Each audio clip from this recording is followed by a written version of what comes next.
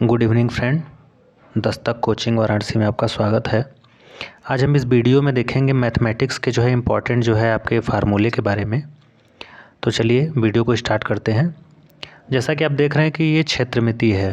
क्षेत्रमिति में हम देखते हैं कि एक 2D और 3D दो चीज़ें होती हैं। 2D में क्या होता है, जिसमें लंबाई और चौड़ाई जैसे हो, और 3D में क्या होता है जिसके से ऊंचाई भी हो। 2D में जैसे त्रिभुज आ गया, चतुर्भुज आ गया, बहुभुज है, वृत्त है। फिर उसमें भी देखेंगे तो चतुर्भुज दो प्रकार का है, समानांतर है और समलंब है। समानांतर में भी आपके जो है 3 कैटेगरी है, आयत है, वर्ग है, समचतुर्भुज है। और 3D में देखेंगे कि घन है, घनाभ है, बेलन है, शंकु है, गोला है, प्रिज्म है, पिरामिड है, छिन्नक इसमें भी आता है। तो इन सब इम्पॉर्टेंट जो है हम चैप्टर से रिलेटेड जो है फार्मूले को क्या करेंगे, देखेंगे। तो चलिए देखते हैं। जैसे देखिए आयत है, आयत में क्या देखेंगे, आयत में आपको मालूम है कि आयत का जो परिमाप होता है वो 2 गुणे लंबाई धन चौड़ाई होता है, क्योंकि आमने सामने की भुजाएं इसकी बराबर होती हैं। और क्षेत्रफल में देखेंगे तो लंबाई गुणे चौड़ाई, विकर्ण अगर इसका पूछा जाए तो क्या हो जाएगा, चूँकि ये यहाँ पे 90 डिग्री बनता है तो लंबाई और जो है चौड़ाई का क्या हो जाता है, करणी में वर्गमूल हो जाता है इसका।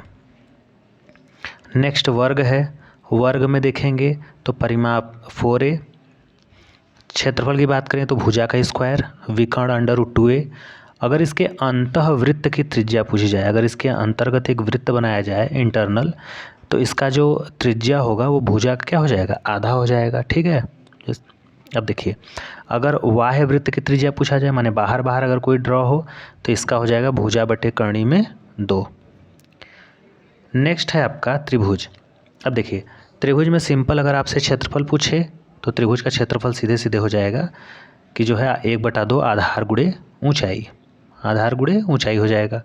और एक हीरोज फार्मूला है जिसमें हम क्षेत्रफल कैसे निकालते हैं। अगर भुजा दिया हुआ है तो पहले हम यस निकाल लेंगे। यस कैसे निकालते हैं, भुजाओं का योग करके तीनों आधा कर देंगे और फिर उसमें इस फार्मूले का क्या करेंगे, प्रयोग कर देंगे। अंतःवृत्त की त्रिज्या पूछा जाए तो त्रिभुज का क्षेत्रफल बटे अर्ध परिमाप, आधा परिमाप।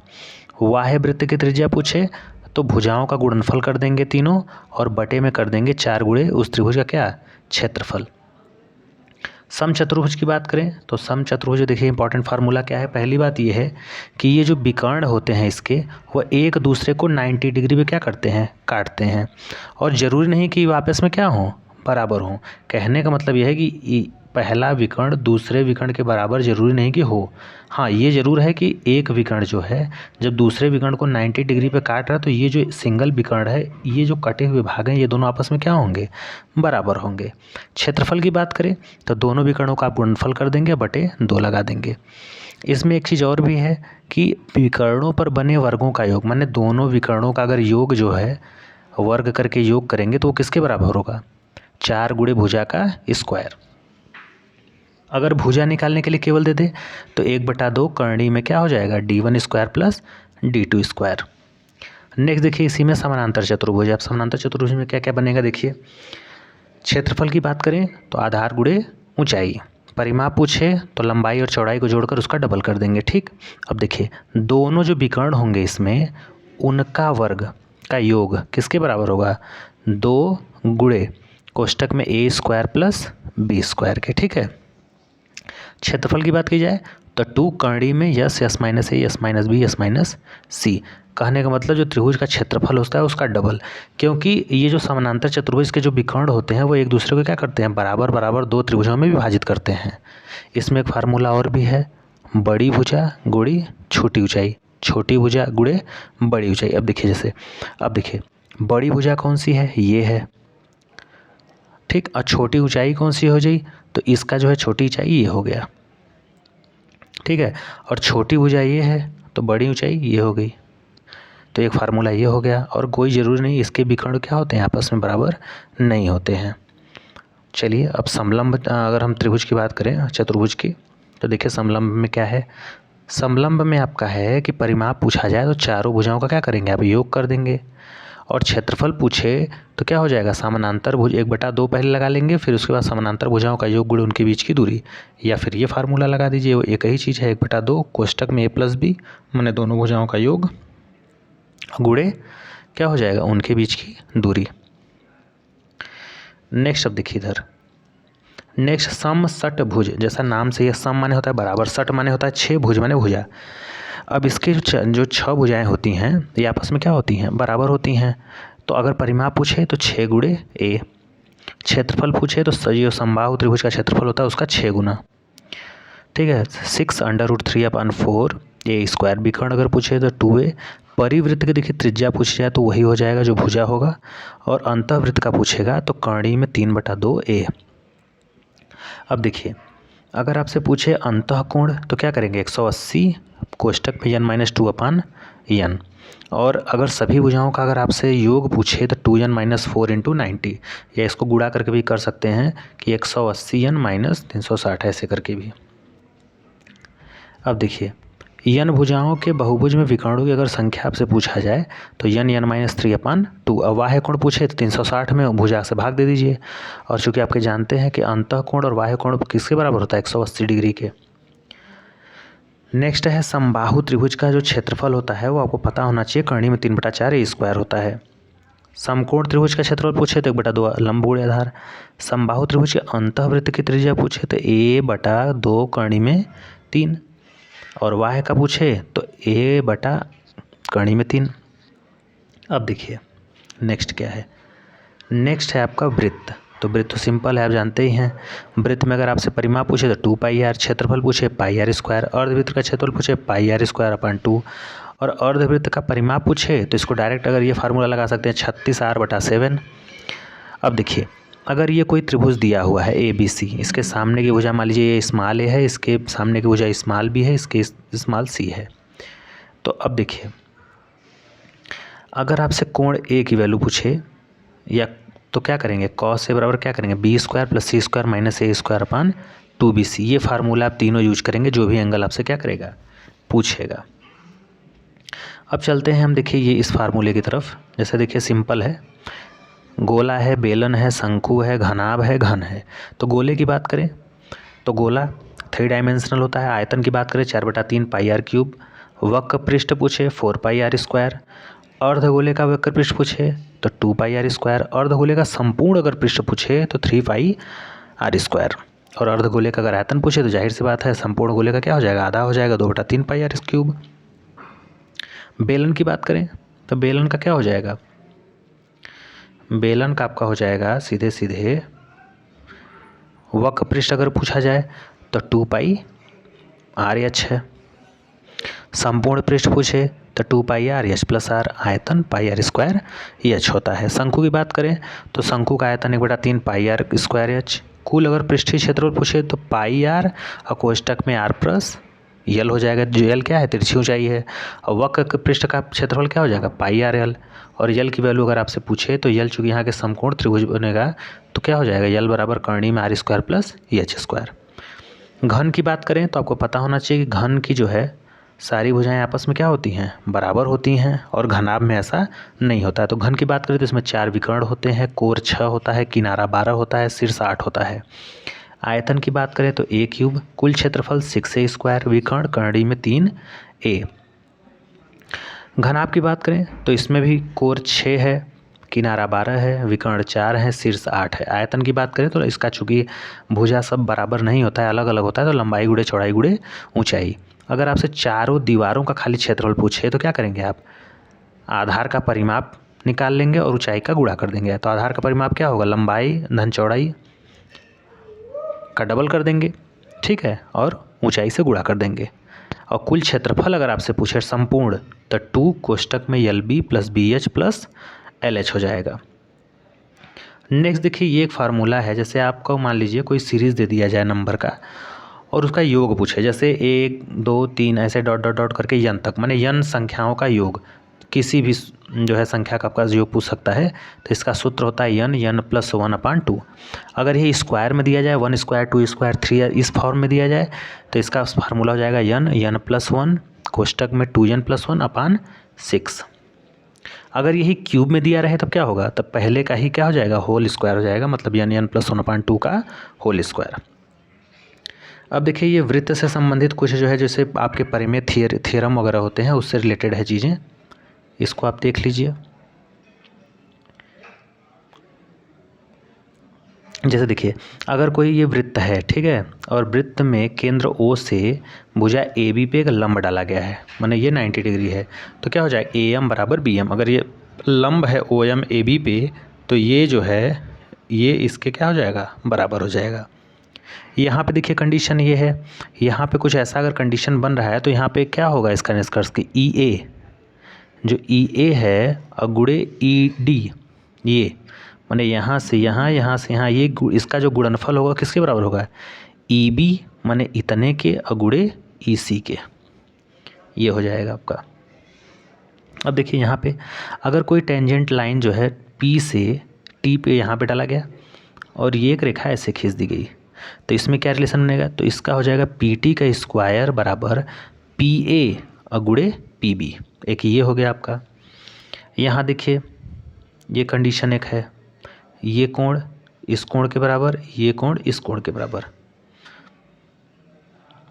ये कुछ आपके जो है थ्योरम से रिलेटेड है। देखिए इसमें वही कंडीशन है कि अगर उसमें दिया था कि ये लंब होगा, इसमें दे दिया कि अगर ये बराबर तभी होंगे जब इस पे ये लंब होगा, ठीक है। इसमें भी दिया है कि AE क्या है, BAC का क्या है, समद्विभाजक है। अगर ये समद्विभाजक मतलब ये भी थीटा तो ये भी थीटा, क्योंकि बराबर बराबर काट रहा है, तो इसका रिलेशन जो बनेगा वो बनेगा AB into AC plus DE into AE बराबर AE स्क्वायर। इसमें देखिए ये आपको मालूम ही है कि अगर ये 120 है, ठीक है, तो ये क्या हो जाएगा इसका, यहाँ पे क्या हो जाएगा, आधा हो जाएगा, ये इसका रिलेशन हो गया, ठीक है। कि अगर इस पे ये लंब डाला गया है 90 डिग्री का और AB और CD आपस में बराबर हों तो क्या हो जाएगा, OX लंब AB, OX जो है क्या हो जाएगा, लंब हो जाएगा AB पे, और OY CD पे हो जाएगा। नेक्स्ट चलिए देखिए फार्मूला, ये देखिए अगर किसी वृत्त पे दो टेंजेंट लाइन सीधी रेखा ये खींची जाए तो ये आपस में क्या होती हैं, बराबर होती हैं। इसमें ये चीज़ें हैं। एक इम्पॉर्टेंट देखिए फार्मूला माध्य माध्यिका बहुलक से है। माध्य को ही जो है औसत बोलते हैं एक तरह से। माध्यिका में क्या करते हैं, माध्यिका में अवरोही या आरोही क्रम में कर लेते हैं और उसके बाद बीच वाला पकड़ लेते हैं, सीधे सीधे सॉल्व कर देते हैं। मानक विचलन अगर आपसे पूछे तो कर्णी में प्रसरण होता है, और प्रसरण पूछे तो जाहिर सी बात है इसका आप क्या कर देंगे, वर्ग कर देंगे, क्योंकि कर्णी हटाना पड़ेगा। रेंज पूछे तो उसमें जो सबसे बड़ी संख्या होती है उसमें सबसे छोटी संख्या आप क्या करेंगे, घटा देंगे। और ये देखिए फार्मूला कई बार एग्जाम में पूछा जाता है, इंपॉर्टेंट है। बहुलक बराबर 3 माध्यिका माइनस 2 माध्य, ठीक है। याद भी रख सकते हैं क्योंकि माध्य देखिए लगभग 2 अक्षर का है, तो इसके साथ 2 कर देंगे। माध्यिका 3 अक्षर का है तो 3 कर देंगे इसके साथ, ठीक है। और बहुलक तो सबसे बड़ा होता है तो ये 4 है, ये है। अब देखिए ये स्टैंडर्ड डेविएशन का फार्मूला होता है कर्णी में summation FD square upon summation F, या फिर आपसे विचरण गुणांक पूछे तो मानक विचलन बटे माध्य गुणे 100 हो जाएगा। अगर हम द्विघात समीकरण की बात करें तो देखिए द्विघात समीकरण में क्या क्या हो सकता है, कलर चेंज कर देते हैं। द्विघात समीकरण देखिए कुछ इस प्रकार का होता है, AX square plus BX plus C बराबर 0, जहाँ A कभी भी 0 नहीं हो सकता है।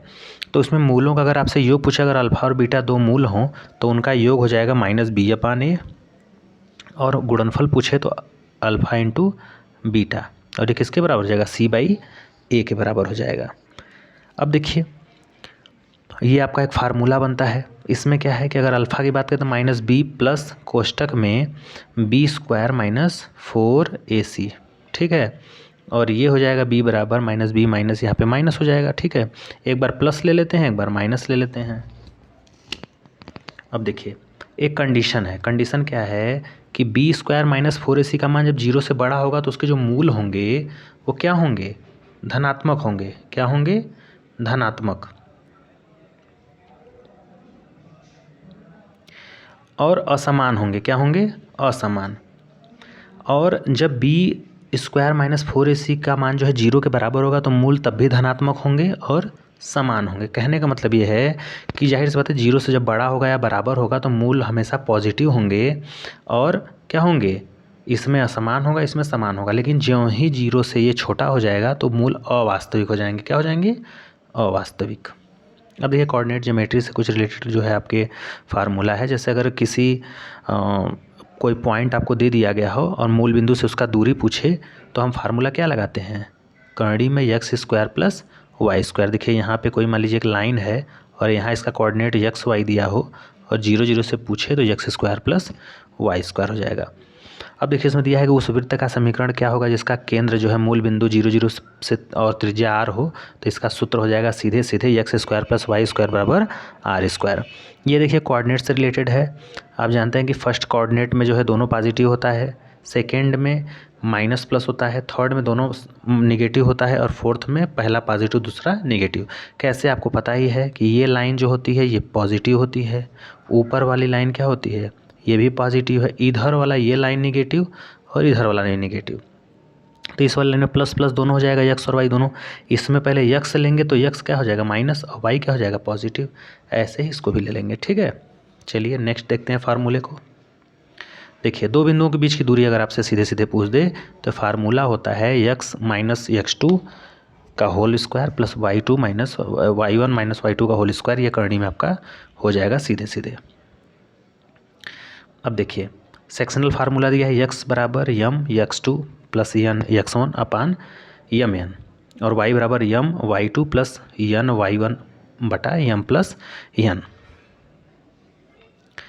वाह्य विभाजन का देखिए ये जो है आपको फार्मूला दिया है यम x2 माइनस यन x1 अपान यम माइनस एन और इसका हो जाएगा y वाले का यम y2 माइनस यन y1 अपान यम माइनस 1। अगर आपसे मध्य बिंदु पूछा जाए मिड पॉइंट तो क्या हो जाएगा सीधे सीधे आपका हो जाएगा, हाँ सीधे सीधे हो जाएगा आपका क्या x1 प्लस x2 अपान 2 और ये हो जाएगा y1 प्लस y2 अपान 2। अब देखिए त्रिभुज का क्षेत्रफल यहाँ पे अगर 3 का कोऑर्डिनेट दिया हो, तीनों का अगर पॉइंट दिया हो तो यहाँ पे 1/2 कोष्टक में x1 लगा देंगे, फिर y2 माइनस y3, फिर x2 लगा देंगे, फिर y3 माइनस y1 और प्लस x3 कोष्टक में y1 माइनस y2 हो जाएगा। अब देखिए अंतः केंद्र आपसे पूछा है 3 कोऑर्डिनेट दिया हुआ है तो इसका ये हो जाएगा आपका। दो रेखाओं के बीच का कोण पूछे तो tan थीटा बराबर ये मॉड में हो जाएगा, मॉड से बाहर कोई वैल्यू आती है पॉजिटिव हमेशा आती है, तो ये आ जाएगा m2 माइनस m1 अपान 1 प्लस m1 m2 हो जाएगा। 37 नंबर देखिए ये भी काफ़ी अलजेब्रा का इंपॉर्टेंट फार्मूला है a cube plus B cube plus C cube minus 3abc बराबर कोष्टक में a plus B plus C, दूसरे में हो जाएगा a plus B plus C का होल स्क्वायर माइनस 3 कोष्टक में ab plus B C plus C ये हो जाएगा। अब देखिए यहाँ पे भी है, यहाँ पे एक जो है कंडीशन है कि अगर कोई त्रिभुज जो है ABC समबाहु त्रिभुज है और ये P1 P2 P3 भुजाओं पर लंब हैं तो जो इसका रिलेशन बनेगा वो आपका क्या बनेगा। अगर आपके भुजा पूछे तो भुजा बराबर हो जाएगा 2 अपान करणी में 3 और यहाँ हो जाएगा P1 plus P2 plus P3। क्षेत्रफल पूछे तो ये हो जाएगा, ऊंचाई आपका तीनों लंब को जोड़ देंगे। देखिए ये फार्मूला भी इंपॉर्टेंट है, उसी से मिलता जुलता है जो मैंने आपको बताया अलजेब्रा का a cube plus B cube plus C cube minus 3abc बराबर होता है a plus B plus C और दूसरे क्वेश्चन में a square plus B square plus C square minus A B B C C ए।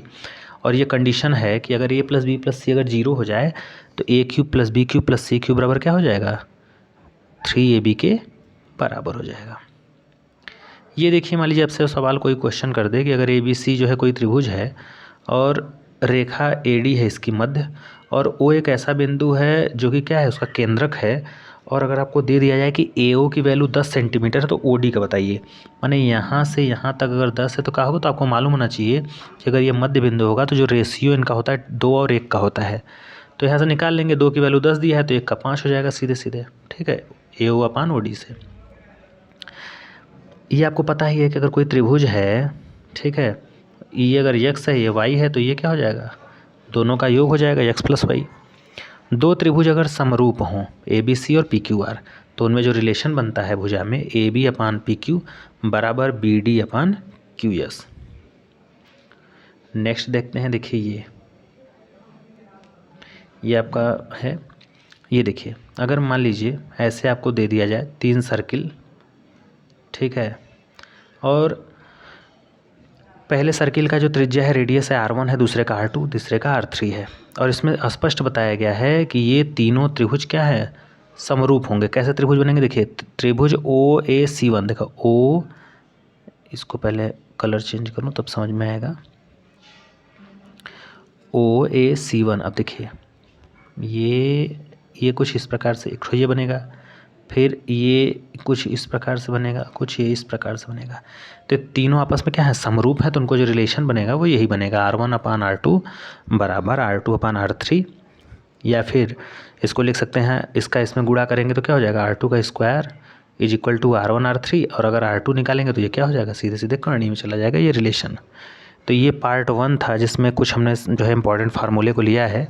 इसके part जो दूसरा बनेगा उसमें हम आपके ट्रिग्नोमेट्री है, अदर भी जो आपके मैथमेटिक्स के फार्मूले हैं जो बचे हुए हैं उनको इंक्लूड करेंगे। तो अगर आपको वीडियो अच्छा लगे तो प्लीज़ लाइक शेयर करिए। Thank you.